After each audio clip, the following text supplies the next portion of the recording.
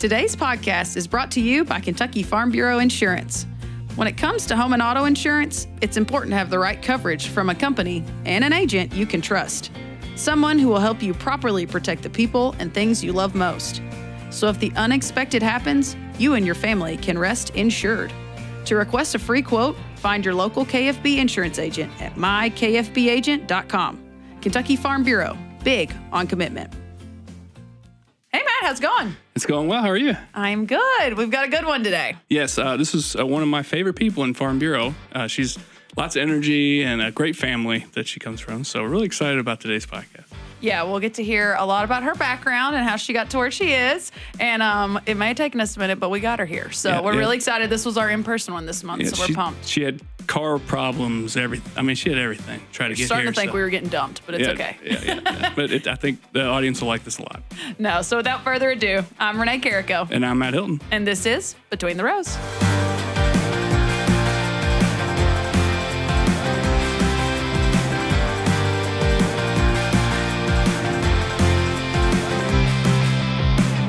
Well, how's it going, everybody? It's going good. Welcome to the podcast room here at the KFB Studios. I'm so excited to be here. It took us a minute to get you here. It did. The trials. What did we? Ailments, car breakdowns. We've done it all. All of it. But I'm here right on time. You really wanted to do this, so we appreciate you coming in. I tried to be 30 minutes early, but I had to roll in on the dot. On the dot. Hey, you were on time. And that's one all more that rejection, and I think we would have probably been like, are we supposed to get the hint now? No, I'm kidding. We're excited you're here, Katie. Let's just kick this thing off. Why don't you tell us about your farm and your background? All right. Well, I've been on the farm all my life. My dad is a farmer. He started Cecil Farms 50 years ago. Cool. This year. That's awesome. My family's been celebrating our 50 years with 3 farm-to-table dinners this year. But so he started with 10 acres of leased land. He grew tobacco. He'd haul hay for people. And now he has just built what is going to carry on as hopefully a legacy. My brother joined the farm as soon as he possibly could as a young kid. And my sister had left the farm, went to teach school, and she's back at the farm. I grew up working for Dad. I remember when I was about 7, I'd asked him if I could go work with him. He'd put me on the tractor. I couldn't reach the clutch, but I could steer the steering wheel. And he never turned down a helping hand. So he was willing to make that work. And I just steered the tractor straight down the rows. And when we get to the end, somebody'd jump up there and make the turns. And I did my part. So yeah, I guess I started as a kid, just watching my dad. Wanted to be out there with my dad. Through middle school, he dropped me off at the squash field with the work crew, and I'd, again, drive the tractors while they harvested. And through high school, I did that in between playing sports. And then after college, I got a marketing degree, and I went and worked for Chick-fil-A. Cool. For 10 years doing marketing. It was so fun. It was one of the most fun jobs I've ever had. And it definitely played a role in like me coming back to the farm back in 2017, and just developed me and prepared me for starting my own piece. Yeah. So what is that piece? Talk a little about what you do on the farm now. Okay. Well, I came back and worked with my family in the produce. Cecil Farms grows mixed vegetables for a distributor that sells to restaurants and schools in like a tri-state area. And then we grow 500 acres of watermelons that are sold commercially to all your major grocery chains. And I ended up adding fresh cut flowers. And in that time, my sister had opened an event venue, some agritourism venue at our farm called White Chateau. And I just saw an opportunity to add to her experience by adding event floral design.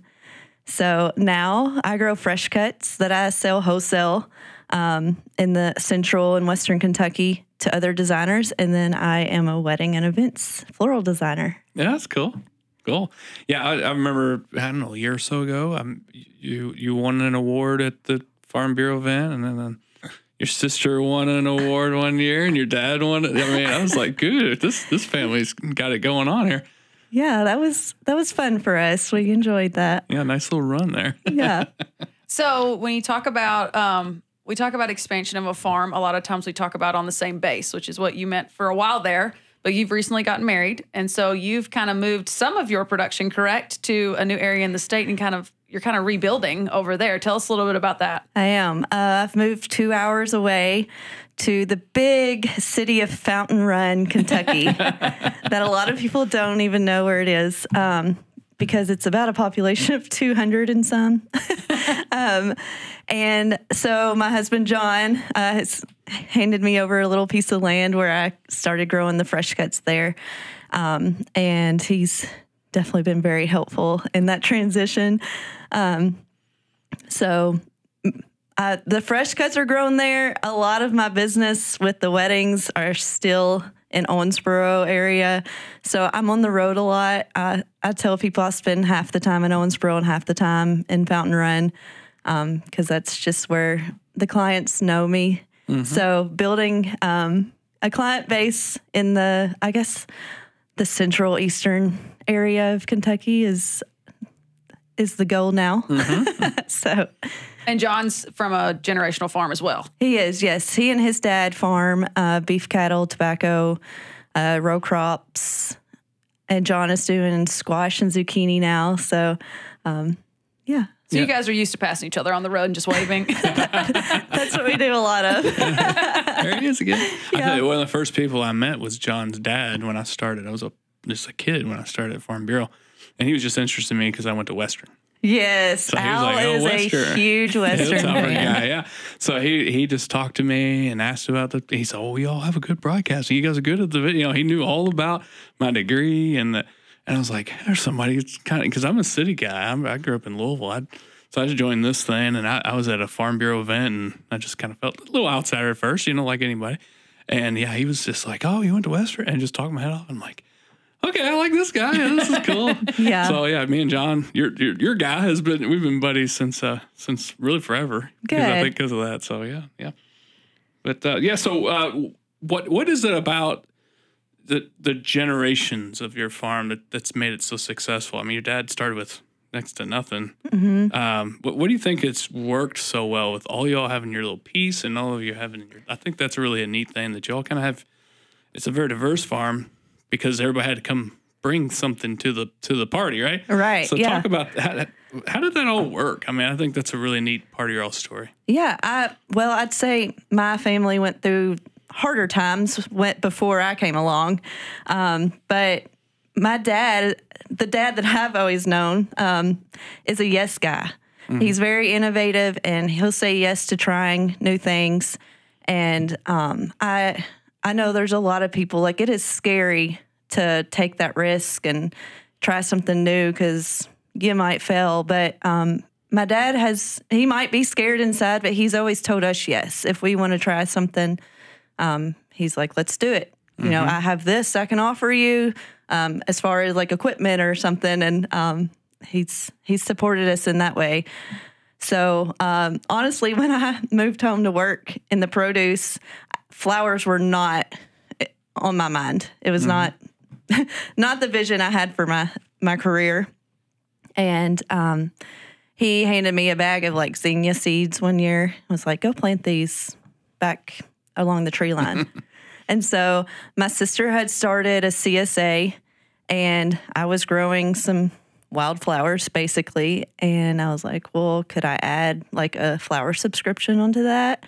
And so it just started teeny tiny, but it's just like, go try this, Mm-hmm. And I think just him being a yes guy and supporting whatever vision or ideas, even if they're going to flop, has shaped our farm. And my brother now has his own spray business. He sprays row crops. He has the drone.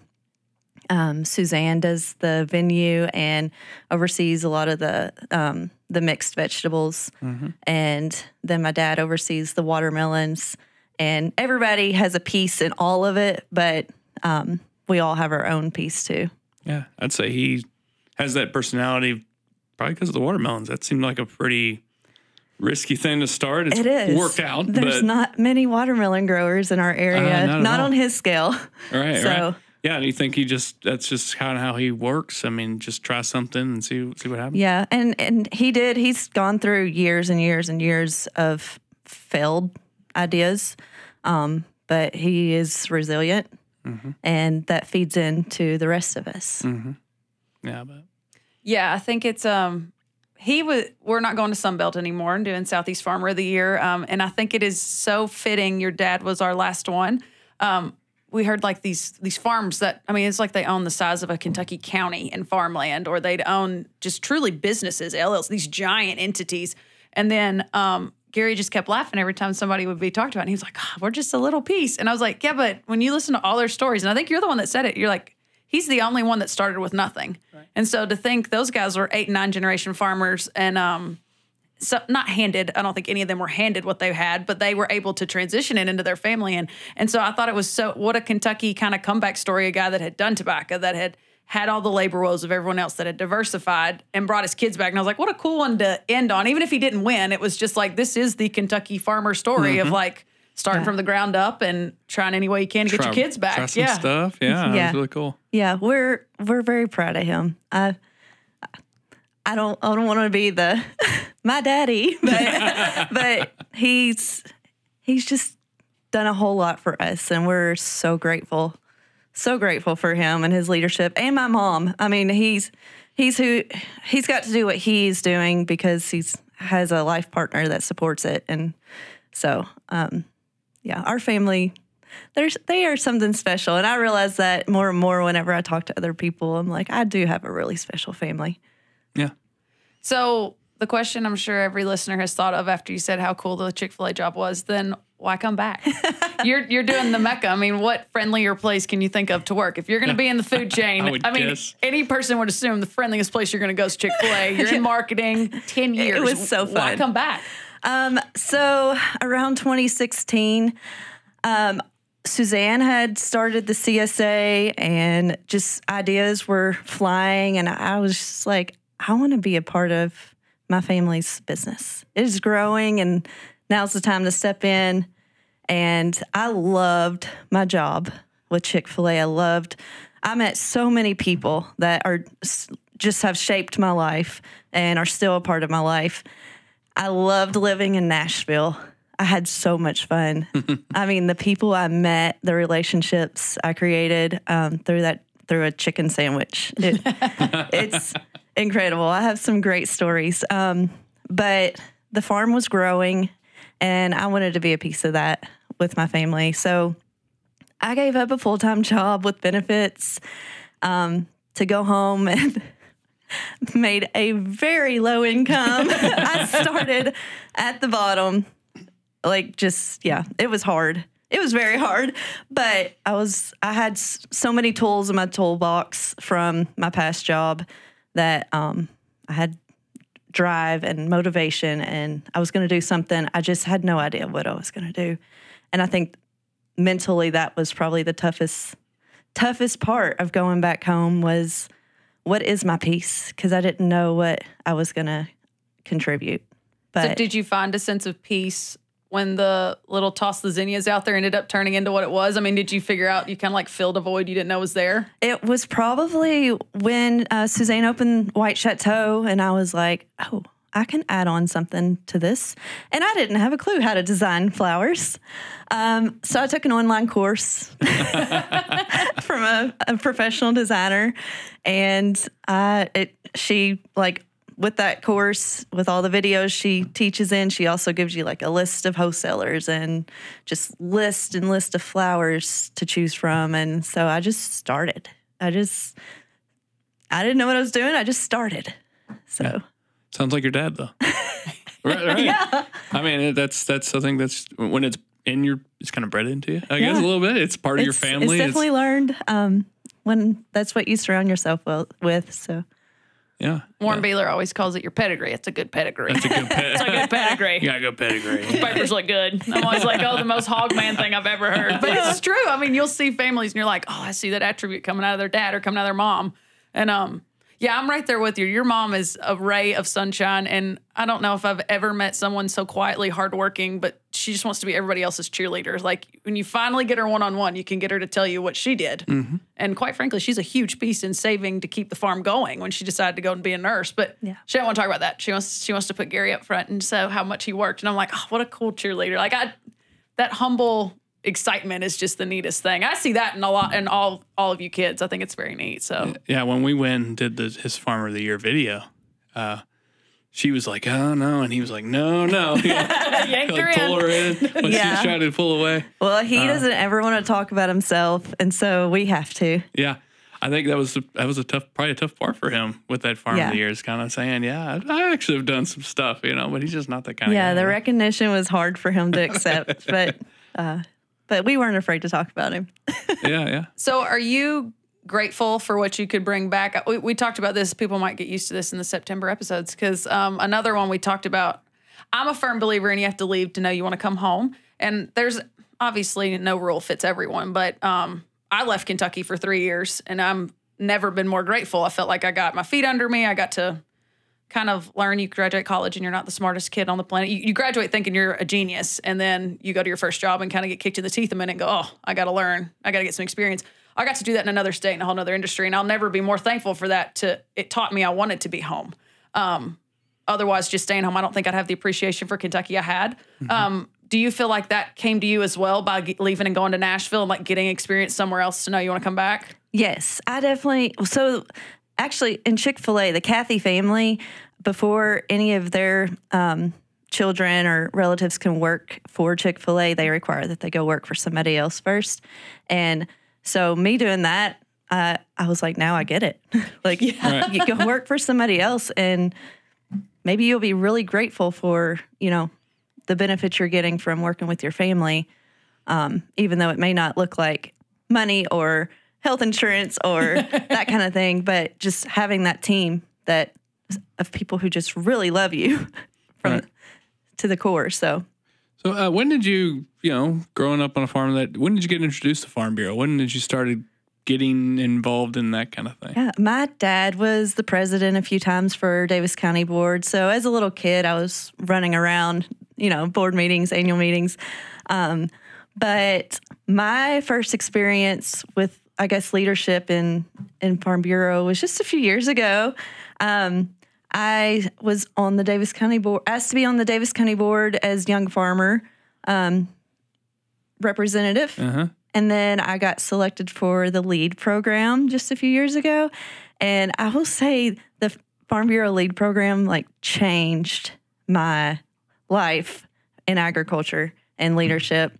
It was such an integral step in where I am now. And I had applied for some other leadership programs and didn't get in. And it was on purpose because the LEAD program just prepared me for those other steps and those other programs.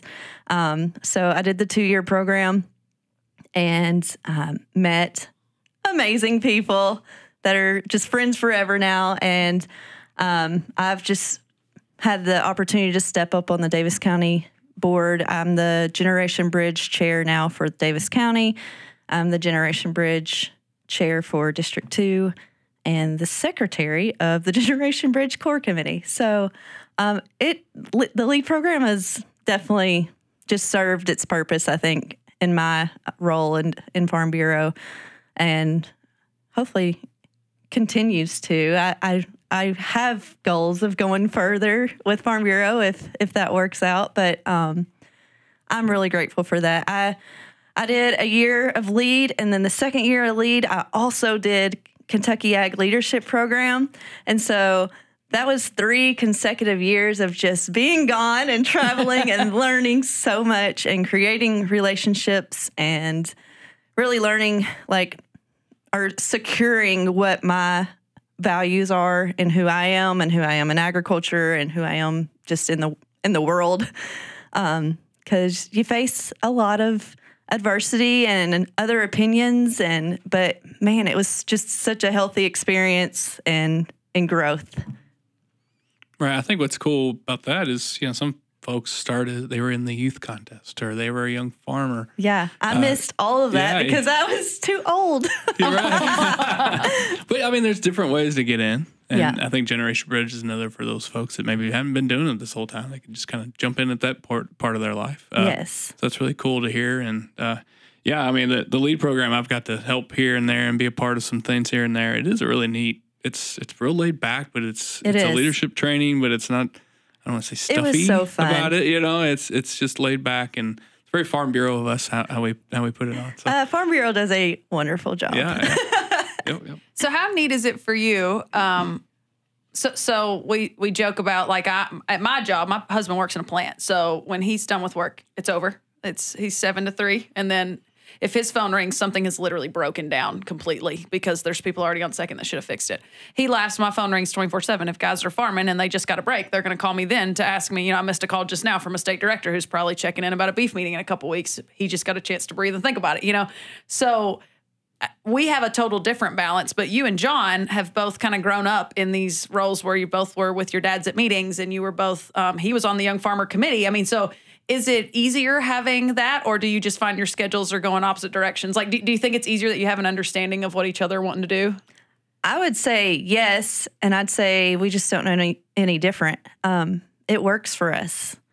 So, like I said, I feel like I'm in Owensboro half the time because that's where most of my clients are currently. And I guess it's kind of like how we dated. We weren't in the same town. So we didn't live together till November, and it works. Right. Because he's a member on his board as well, correct? He is. Yeah, he's the president of his board. So yeah, it just works. I don't know any different. So I don't know what to compare it to. Yeah. And yeah. That's special. At least you found somebody that gets it. I know. I feel like he says that a lot too, or maybe his buddies tell him that, like, that's awesome that she understands. And I'm like, I don't know if I really understand, but it just works. Yeah.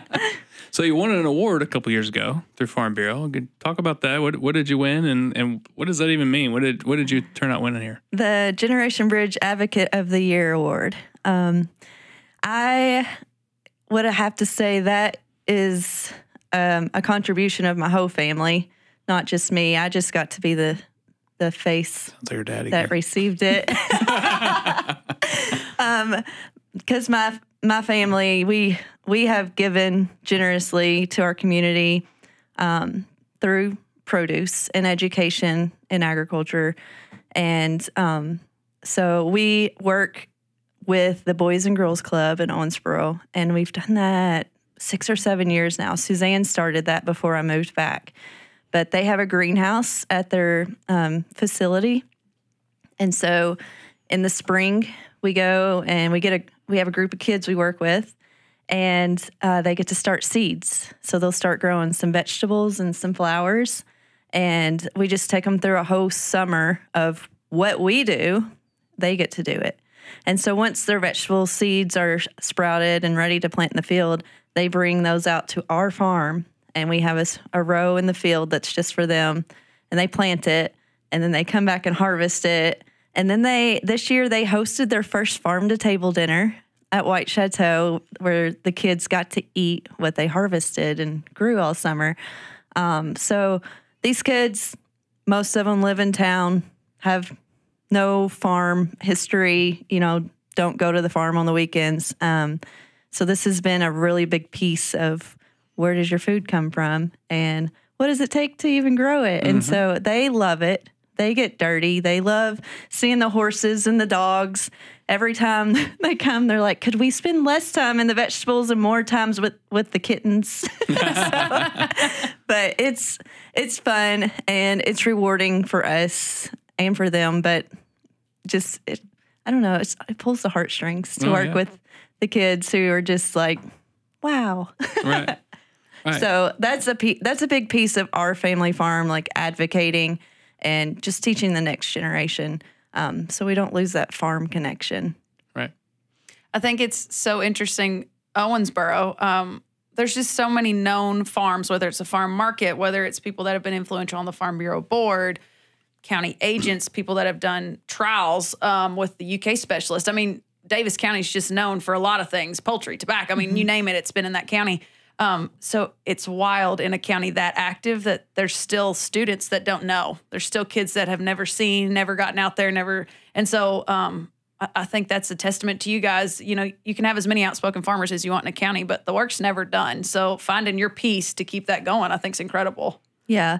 And, you know, farmers are so busy. It is hard to connect face-to-face with the customer when you're running the business, you're doing all aspects of the business, the finances, the books, the farming. So just making time for that connection with the community, though it's hard, it's definitely valuable. So why do you find advocacy to be important? Even on maybe a bigger scale? That's a very simplified scale, even though it takes a lot of steps. How's advocacy important for agriculture, Kentucky ag, you name it? Well, I can think in Owensboro, like there's always talk of expanding the roads and taking up ag land. And I mean, with the agriculture land decreasing, it is so important that we are connected with our city officials, like reminding them this is, you know, it's only here for a short while. And once you lose it, it's gone. And Owensboro especially, like agriculture is, I think, the largest industry there. We have the river port, and it's huge. So just keeping acres alive in agriculture is it just takes that community piece, and it's important. Yeah, I mean, I think advocacy, why is it so important in relation to farming? I think you're talking about farmers just having the time to do it. But there is that distance. It's just you guys are out remote area, even in something like an Owensboro that has, you know, closer connection between the rural and urban areas. You know, how is it important for you to bring people, like literally grab them and bring them to the farm and have them, you know, a group of people that are already somewhat isolated, bring people to their place, don't you think? Yeah. Well, anytime you can get someone who doesn't normally visit a farm on the farm just to see what's going on, it's an education piece. It can be the slightest learning experience.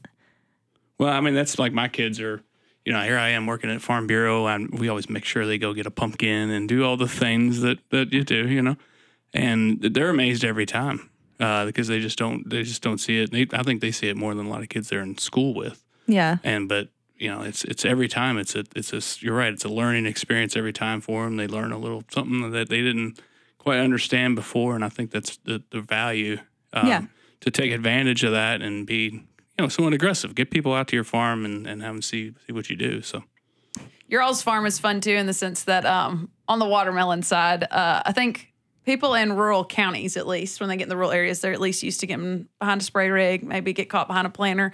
Most of them aren't used to getting caught behind a school bus full of watermelons. That's right. So I do always think it's funny, the kids that have seen that, or your FFA members from some of those chapters, that they're like, oh, we got watermelons in our county. Like they put them on a school bus. Yeah. Right. So it's even the inventive ways that you do things. I think that's really cool to share with the community as well. Yeah. Those school buses are handy. And they carry, I think, 20,000 pounds of watermelon. So your children are safe on a school bus because those things go through ditches and mud and everything. And they just bounce back.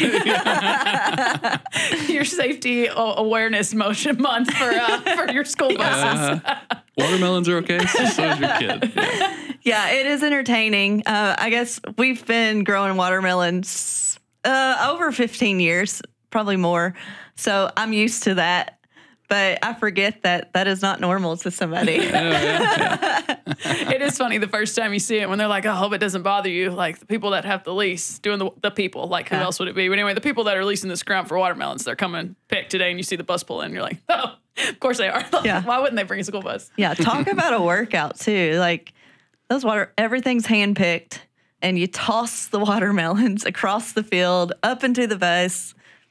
I don't know how they do it. Yeah, and the more you don't catch, the worse the sale is on the other end. Yeah, you lose a lot of watermelons if you don't catch. Yeah, I went out there one time and I was like, can I just jump in line and toss melons, just try it out? Oh my gosh. I was done. I was sore. And I did like half a row. You want to appreciate your labor. Jump in for a minute. Yeah. Oh, that's awesome. Well, hey, tell us where people can find it. We talk about advocacy. We talk about how much you guys work with the community, but also you've got the venue with White Chateau and all these different places. How can people find out more about y'all's farming operation and the different kind of segments? Well, White Chateau is online, whitechateau.com. And you can book events or as big as a wedding or as small as a shower. We host our annual farm to table dinners coming up in September. Mm-hmm. And we host that in partnership with Hillview Farms. They bring the meat and we bring the vegetables, and then we hire a chef who makes it taste amazing. Yeah, cool. And then Katie Ann Flowers is my website. It's where I book my events. Currently, this time of year, I'm doing a lot of flower workshops. Different businesses will bring me in to like build morale with their employees, or I have a friend that's hosting like open to the public workshops. And so with all the fresh cut flowers, I host a lot of workshops in July and August. And then as far as the produce, just eat local. Thank your farmers. Mm-hmm. Yeah, your restaurants and your schools are serving up local produce right now while it's in season. Yeah, fantastic plug. We, I think we take for granted how much fresh food we get in the summertime, and then the kids are getting that those first couple months of the school year, mm-hmm. and more of our operations are getting to where they have high tunnels of different things, so they can extend that season further. But I think it's incredible. I know when I was in middle school, elementary school, we didn't have so much local in the schools. So I think it's incredible. The apple comes straight down the road, or different pieces, the milk dispensers, watermelon, whatever it may be. I think it's incredible how many kids have access now to, whether they know it or not, they've got local produce and foods, and I bet it's tasting better. So yeah, a lot of the restaurants in Owensboro, like when they know that our vegetables are in season, they are requesting that from the distributor, saying, we want Cecil Farms tomatoes. Excellent. Excellent. Yeah, that stuff didn't exist when I went to school a billion years ago. So you had the square pizza and the pineapples on the side. Yes. You knew came out of a can. Canned pineapple and square pizzas. Let me know when you start having local pineapples. We'll have that with our pizza. Oh, good stuff. Well, I cannot thank you enough. We joked about how long it took you to get here, but seriously, you have been through a lot to get up to this office. It is so much more fun in person when you can see each other. I know you were a regular here for a few years, but we appreciate you coming up either way and getting a chance to connect again. Glad to be here. Yeah, this thank is you fun. for coming. Thanks for coming up. All right. And thank you, listeners. Don't forget to subscribe to our larger podcast, The Kentucky Farm Life. And we'll see you next time on Between the Rows.